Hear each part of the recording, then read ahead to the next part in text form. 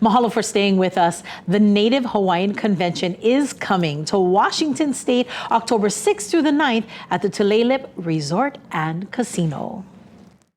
And joining us today is the CEO of the Hawaiian Council, Kūhiō. Hello, brother. Hello. Thank you so much for joining us. Thanks for having me. We are getting excited because you taking us along with you guys. Leader Girl, David D, we're going on the Huaka'i, and we're getting closer and closer to the start of the Native Hawaiian Convention. So what's the overall feeling back home at the office? You know, there's a lot of work going on. There's a lot of behind the scenes preparedness going on. So a lot of I wouldn't say screaming and yelling, but there's a lot of chaoticness going on, to be honest. But it's part of the energy that it goes into making a convention like this come to life. Oh yeah, especially something of this this size.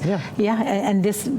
It's just incredible because this is the second time our convention has gone to the continent. First time was in Vegas, and I'm sure you folks learned a lot of things along the way. Why was it important to take it back? Well, you know, there's no secret that there's more Hawaiians now living outside of Hawaii. Sure.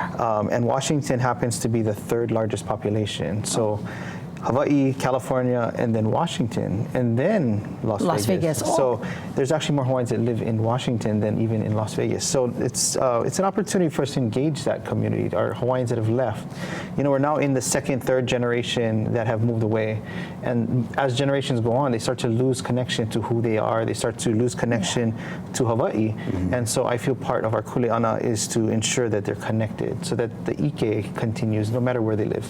I love that. That is so awesome. And you know, I had heard to the grapevine that you're actually taking us to this Tulalip, specifically so that we as the Aboriginal people of this land can learn from the Indigenous people from that place, how they operate in like almost like kind of like a city within the city or that state, right? Yep, totally. I think it's an important thing in this moment of history nationally too for us to strengthen the bonds with other Native peoples across America.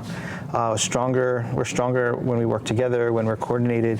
But I also think it's a chance to take a glimpse at how they function as a society, as a sovereign place.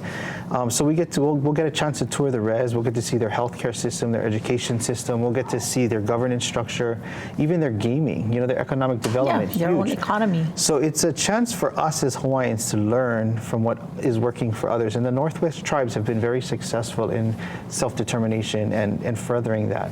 I like that because sometimes, like I'm like a visual learner myself. So for us to see it in action is really helpful. Yeah, and it sounds like this is the most exciting part of this that you know for you, because you have been at the helm of the, first of all, Council for Native Hawaiian Advancement, now the Hawaiian Council for the last 7 years.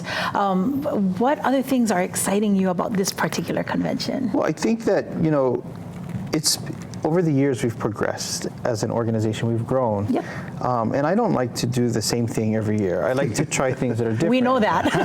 Every single convention has been different. Yeah. Yes. And I think it's what people want. They don't want to do the same thing over and over. And I'm not about status quo. I want to push the limits. I want to see what's possible. And I think that comes to life with these conventions. When we start moving them around, when we change it up a little, it keeps people engaged. It keeps people thinking about what's possible. And so I think that's the goal here is as my years go on at CNHA, I want them to see these same opportunities that I get to experience as a leader of the organization. That is so cool. And I know there are a lot of people who have already registered. We've been kind of, you know, encouraging people to reach out to their ohana on the continent to get them to register.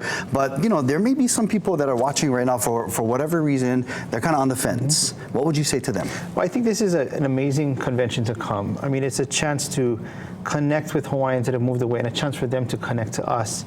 And what you're going to have is everything that I think like the Kūhana of Hawaii is going to be there, like the finest. You have cultural workshops, you have important discussions. You get to, we'll be hosting Chief of War there, so you'll get to meet the creator, the producer, the story writer of Chief of War. You'll get to learn where resources are to support you in place wherever you live. There's a chance to talk about our future. It's a chance to talk about political things. So it's an engaging moment for Hawaiians. It's only once a year. So we want to tell them to come. If you haven't registered yet, this is a great opportunity to be a part of a great discussion. And I guess, you know, in this Hawaiian History Month, you can be a part of history. I'm so glad you mentioned the Chief of War. I'm going to pack my malo now. Oh, please leave that home. Okay, sorry. Kūhiō Lewis right here. He is our CEO of the Hawaiian Council. Again, inviting you all, Kanaka, to come and join us. Leave it home, brother. All right. The premier event for advertising professionals and AAF club leaders at every level is back. October 2nd through the 4th at the Honolulu Elks Lodge. It'll be a dynamic, immersive experience designed to elevate your leadership skills and ignite your creativity. Look at Aaron J. Salah on that list over there.